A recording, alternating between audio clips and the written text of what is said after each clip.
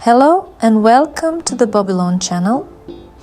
We're continuing our beginner crochet course and today you'll learn how to make increases. This allows your piece to grow wider and helps create the desired shape. Insert your hook into the stitch, yarn over and pull up a loop. Finish the stitch as usual. Now, into the same stitch, insert your hook again, yarn over and pull up a loop.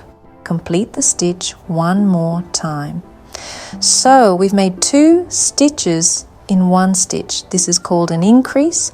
You can make increases using single crochet, half double crochet, double crochet or any other stitch. The key idea always stays the same. You work 2 stitches into one stitch. This is what creates the increase and helps your project grow evenly. As you can see, thanks to increases, your piece becomes wider and starts to expand. Watch the next beginner lesson and keep going. You're doing great!